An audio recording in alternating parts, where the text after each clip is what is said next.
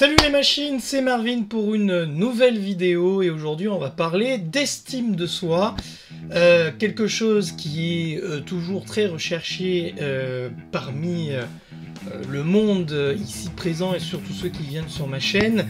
On va parler de confiance en soi et on va parler aussi surtout des freins et pourquoi est-il si difficile d'améliorer son estime de soi et sa confiance en soi. Pourtant, les deux sont des moteurs relativement importants pour avoir plus de succès dans sa vie amoureuse, dans sa vie professionnelle, sa vie sociale et tout un tas de choses quand on veut essayer de s'améliorer dans plusieurs domaines. Or, c'est quand même quelque chose de pas toujours facile à avoir et dans cette vidéo, je vais vous donner quelques petits conseils, en tout cas je vais vous lister quelques freins sur pourquoi c'est si difficile. Évidemment, pour le détail de ce qu'il faut faire, je vous encourage d'aller sur ma formation sur deviens-une-machine.fr, Décryptor C Élévation. C'est là où je vous parle de la confiance et de l'estime de soi dans les détails et le plan d'action si tant est il y en a un, car en réalité c'est bien plus complexe que ça.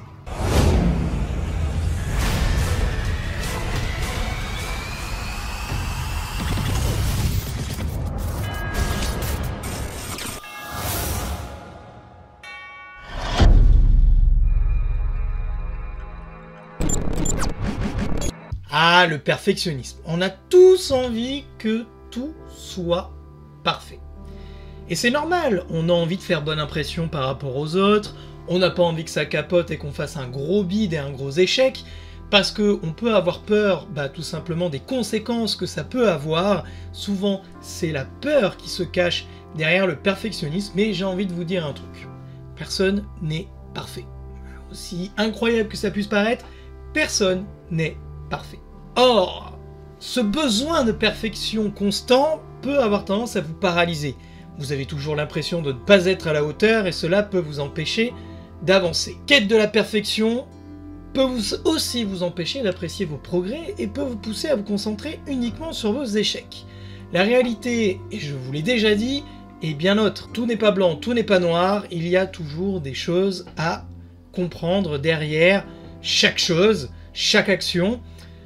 Et puis, juste entre nous, est-ce que vous avez déjà vu quelqu'un qui se présentait de manière parfaite?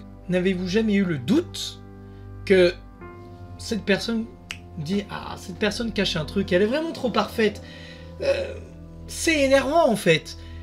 Et ben voilà, la réalité c'est que cette perfection peut aussi cacher de la malhonnêteté et que finalement, les humains sont pas tant parfaits que ça, donc tant pis, vous allez vous tromper, mais ce qui compte, c'est que derrière, vous puissiez rectifier les choses et vous améliorer. Un autre obstacle est certainement la peur du jugement. Cette peur que les autres vous jugent ou se moquent de vous peut être extrêmement limitante. On s'empêche souvent de parler ou d'agir parce que simplement on a peur du regard des autres.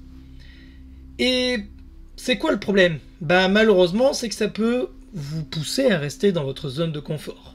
Vous ne prenez plus de risques, et sans risque, sans action, il devient extrêmement difficile de se développer. Et là, les machines, je préfère vous dire, quoi que vous fassiez, même si vous mettez en place l'action la plus incroyable du monde, celle qui vous permettrait par exemple de rendre heureux 100% des êtres humains sur cette terre, devinez quoi? Vous serez jugé et critiqué. Donc le jugement, certes c'est difficile, on a peur parce que l'être humain déteste être seul. Quand on est rejeté socialement, c'est certainement une des plus grosses violences. Car dans notre tête, on n'oublie pas une chose, que être rejeté, il y a des milliers et des milliers d'années, c'était vouloir dire affronter son environnement tout seul, et affronter son environnement tout seul, c'était un risque majeur pour la survie de l'être humain. C'est pour ça que c'est si violent. Mais n'oubliez pas une chose, c'est que il est évident que les gens, surtout à l'ère des réseaux sociaux, etc., vont toujours faire en sorte de vous critiquer, et ça va même devenir un jeu, parce que eux-mêmes ne peuvent pas réussir à faire ce que vous êtes en train de tenter. Et juste le fait de tenter, c'est déjà beaucoup plus que beaucoup de personnes, et ça, ne l'oubliez jamais. La plupart du temps, n'oubliez pas qu'il y a un biais cognitif qu'on appelle l'effet spotlight, qui est en réalité que vous avez l'impression qu'autour de vous, plein de gens vous regardent, mais beaucoup en fait se regardent le nombril, donc il n'y a pas tant que ça, en tout cas il n'y a pas tant de personnes qui vont essayer de vous critiquer au point de vous mettre tout un tas de bâtons dans les roues. Les croyances limitantes sont aussi un obstacle majeur. Comprenez bien que ce sont des pensées qui sont ancrées en vous, peut-être même d'ailleurs depuis l'enfance, comme « je suis pas assez bon, je mérite pas de réussir, je suis incapable », et malheureusement ça façonne la façon dont vous vous voyez, et vous finissez par même parfois devenir complètement ces barrières invisibles. Et tant que vous avez ces idées, il est difficile de vous donner les chances de réussir, ne serait-ce que même parfois tenter. Alors, par rapport à ça, ce que je vous recommande, c'est que comprendre que notre cerveau, c'est quelque chose qui se pirate. Ces pensées sont issues de tout un tas de facteurs dans votre enfance, dans votre passé, par rapport à vos expériences aussi, et les neurones ont grandi avec ça. Je pourrais aussi vous parler de Bruce Lipton et des émotions que peuvent amener même vos cellules de votre propre corps à se comporter d'une certaine manière, et cet effet, j'en parle dans d'autres vidéos, est quand même assez incroyable car ça peut clairement modifier votre personnalité. Donc en gros, les croyances limitantes, faites très attention, mais l'avantage c'est que si vous y travaillez dessus, vous pouvez aussi changer votre comportement. C'est ce qu'on appelle ni plus ni moins en psychologie la TCC, thérapie comportementale et cognitive. Et beaucoup de difficultés liées à l'estime de soi viennent de l'enfance. Et oui, car n'oubliez pas que nous venons tous d'un endroit différent. Certains ont grandi dans des environnements où on était beaucoup critiqués, où les parents n'étaient pas là, et que parfois l'enfant était en insécurité dans sa manière d'explorer le monde, et ça peut laisser des traces, énormément de traces. Vous pouvez avoir vécu des traumas à l'école, le harcèlement, et ces blessures émotionnelles qui sont parfois non résolues peuvent clairement influencer vos pensées, vos comportements et même ceux des années plus tard. Pour vous donner un ordre d'idée à quel point l'enfance peut être déterminant, comprenez par exemple que la langue maternelle est quelque chose de très important puisque ça vous permet d'être sécurisé, et l'isolement c'est certainement l'agression la plus grave chez les enfants. La pire des violences c'est la solitude. Exemple, quand il y a des souffrances parentales, à 3 ans, l'enfant apprend 1000 mots, comprenez, 1000 mots contre 200 si l'enfant n'est pas sécurisé. La violence verbale, si elle est utilisée très jeune, plus elle est jeune, plus c'est dur, ça a carrément une répercussion sur le cerveau, puisque un enfant régulièrement insulté présente des anomalies dans le corps calleux. C'est ce qui fait c'est ce qui relie par exemple les deux hémisphères dans le cerveau, ce qui permet l'harmonisation des informations. Donc cela abîme son cerveau, les émotions sont plus intenses, et il y a plus de stress, il y a carrément un marquage biologique. Et quand il n'y a pas de communication, ça devient extrêmement grave. J'ai fait une vidéo aussi sur le harcèlement 10 ans plus tard, et voyez à quel point les anciens harcelés gardent les stigmates s'ils n'ont pas fait de travail sur eux à l'âge adulte, et même des années plus tard, et qui peuvent avoir une influence sur tous vos domaines de la vie en suivant. Donc ce que je vous recommande bien évidemment, c'est de comprendre ce qui se passe. Alors la psychanalyse peut comprendre votre passé, mais c'est pas tourné vers le futur, donc il n'y aura pas de solution, c'est juste une compréhension. Les TCC, le MDR qui peut réparer certains traumas, bien évidemment, on peut travailler ensemble aussi sur le développement personnel, mettre en place des plans d'action pour essayer de changer les comportements et aller vers l'avenir. En tout cas, c'est plusieurs pistes de réflexion en fonction de vos passés, et parfois la multiplication de ces choses-là peuvent vous amener à essayer de vous améliorer. Le syndrome de l'imposteur, ça aussi, c'est un frein assez courant. Car même lorsque vous réussissez, vous avez l'impression que vous ne méritez pas votre succès. Vous attribuez vos réussites à la chance ou à des circonstances extérieures. Une étude sur le bonheur, par exemple, a montré que 50% du bonheur était on va dire, génétiques, d'autres étaient liés à nos actions, et 10% seulement de ce bonheur était lié aux circonstances extérieures. Et ça, c'est très intéressant. C'est qu'en réalité, la chance, elle se provoque énormément, mais effectivement, on peut ne pas avoir de chance. Mais c'est pas déterminant à un point où c'est mort. Vous pouvez quand même sans faire du développement personnel de manière abusée, vous pouvez quand même y arriver. Donc, évidemment, on ne laisse pas les contraintes de côté. Parfois, les contraintes sont très difficiles, mais en tout cas, vous avez quand même un pouvoir d'action. Donc ça, c'est souvent chez les personnes qui ont des estimes de soi basses et assez instables. Elles ont l'impression que quand elles font quelque chose, eh ben, c'est pas vraiment de leur faute et c'est plutôt les circonstances extérieures. Je vous recommande bien sûr de vous concentrer sur vos échecs, surtout sur vos succès, et de me faire une liste objective sur ce qui est attrait à la chance, de circonstances extérieures, et ce que vous avez mis en place. Car si vous avez réussi, c'est que vous avez mis des choses en place. Et oui, l'échec et le manque de patience sont aussi un frein important. On veut de suite des résultats immédiats et les réseaux sociaux d'ailleurs n'y s'y trompent pas.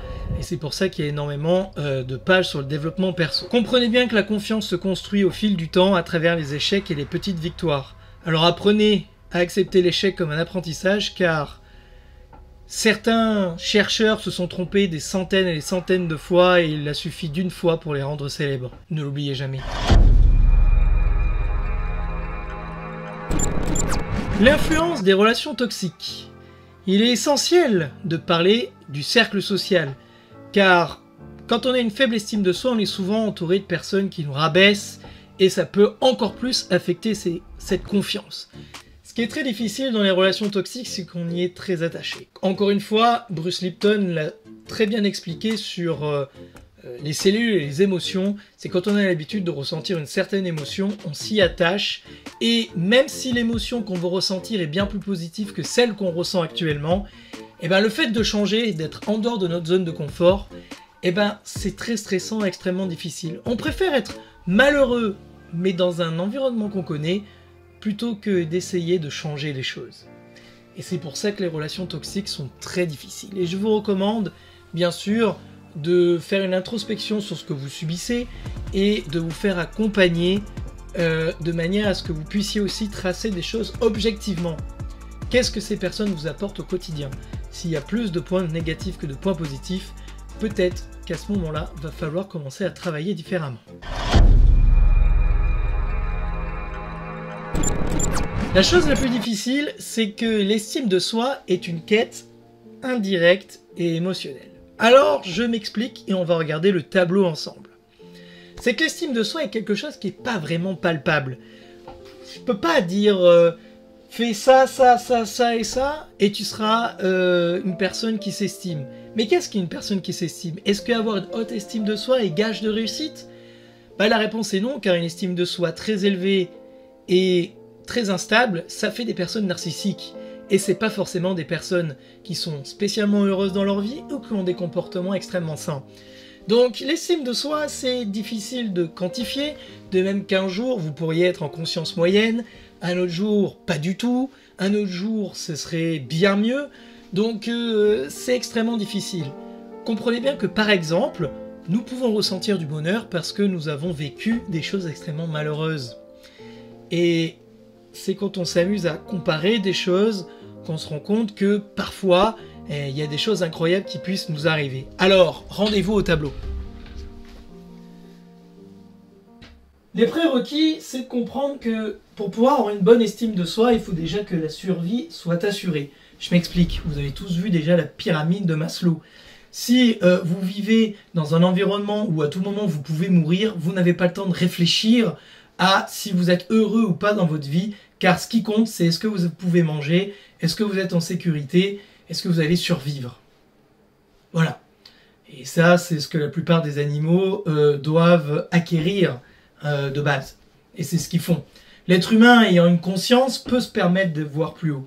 Mais pour ça, il faut que sa survie soit déjà relativement bien établie. Et il faut avoir une capacité d'introspection. Quelqu'un qui est incapable de s'ennuyer, qui est incapable de se poser des questions, ça va être très difficile. Alors, faut comprendre que le chemin pour l'estime de soi est pas linéaire. C'est-à-dire que on peut avoir de l'estime par le fait qu'on ait mis en place des actions. Mais ces actions, ça peut être tout et n'importe quoi. Car moi, dans mon cas, le fait de passer d'un look geek à un look plus sophistiqué m'a amené des compliments de la part de personnes à l'extérieur, m'a permis du coup de me dire que j'avais un peu de succès, m'a permis de prendre confiance, de pouvoir du coup parler aux gens. L'entraînement a fait que j'avais plus d'aisance sociale, m'a rendu plus, entre guillemets, comment on pourrait dire ça, charismatique, oui, charismatique, et m'a amené plus de succès dans d'autres domaines. C'est un chemin, il y en a qui vont passer par le sport, il y en a qui vont passer par le fait de bien s'alimenter, car bien manger amène forcément des bons nutriments dans notre corps, qui vont amener une bonne biologie, neurobiologie, d'avoir des bons neurotransmetteurs, et donc du coup d'être plus clair dans sa façon de réfléchir, dans ses apprentissages, etc. Donc c'est compliqué, le chemin n'est pas le même pour tout le monde. Et ce qui est important en réalité, c'est que vous devez être en capacité d'agir, mais la réussite et l'échec, bien qu'elle ait un impact fondamental sur l'estime de soi, ce n'est pas une fin en soi. Et l'objectif, c'est d'avoir une évaluation juste par rapport à vous-même. D'accord ? C'est pas d'être une machine, même si le nom de la chaîne c'est d'être une machine bien évidemment, mais ce que je veux dire c'est qu'il faut que vous soyez juste. Il faut que ce que vous mettez en place, vous en soyez satisfait. Et pas plus. Vous n'avez pas besoin d'être le top 1. On s'en fiche. Et pour ça, la connaissance de soi est essentielle. Il faut comprendre ses valeurs, le sens, ce qui nous anime, et remplir les besoins humains. Et finalement, le besoin humain, c'est qu'on a besoin d'être aimé, d'aimer, d'être compris, d'être reconnu, l'empathie, c'est toutes ces choses-là, et c'est des valeurs en fait qui sont relativement communes à quasiment tous les êtres humains. Donc, l'estime de soi, elle est difficile car vous n'aurez pas un plan pas à pas. Je sais qu'il y a beaucoup de coachs en développement personnel qui vous disent « faites ci, faites ça, faites là ». Mais en réalité, vous entrez dans quelque chose où oui, vous pourrez avoir de la réussite d'un point de vue robotique. Mais si ça vous anime pas, à la fin, vous serez pas heureux. Et vous n'aurez que des pseudo-confiances en soi.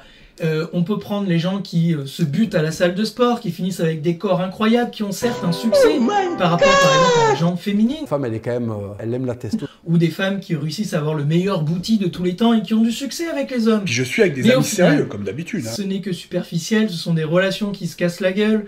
Vous ne devenez que des nerds de ça et vous n'en êtes pas satisfait car ça ne vous anime pas. D'accord ? Et l'objectif, c'est que à la fin, vous puissiez vous dire bah voilà, je fais ça et le regard des autres, je m'en fiche un peu car je sais ce que je vaux. Ça ne veut pas dire que je dois occulter les autres car l'estime de soi est aussi impactée par les autres. Mais tout simplement, vous devez avoir un équilibre entre le rapport à soi et le rapport aux autres.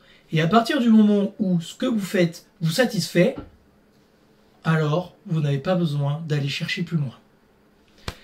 Voilà, c'était tout pour ces pistes de réflexion qui, bien évidemment, je n'ai pas détaillées car pour ça, j'ai une formation. Je vous recommande d'aller sur deviennemachine.fr. Vous pouvez aussi prendre rendez-vous avec moi. Vous avez un appel gratuit si vous voulez dans le module rendez-vous sur mon site. On peut discuter pendant une vingtaine de minutes pour voir ce qui vous anime réellement en termes de nutrition, en termes de gestion de la technologie, des réseaux sociaux, en termes d'estime de soi et j'essaierai de vous accompagner au mieux. Si cette vidéo vous a plu, je vous encourage à liker, de la partager car certes, dans mes vidéos critiques qui sont likées et qui sont commentées, ce qui m'intéresse le plus, c'est plutôt voir ces vidéos conseils qui sont plus pertinentes et qui sont intéressantes pour les gens. Donc c'est celle-là qu'il faut partager et liker. Sur ce, je vous dis à la prochaine. Ciao.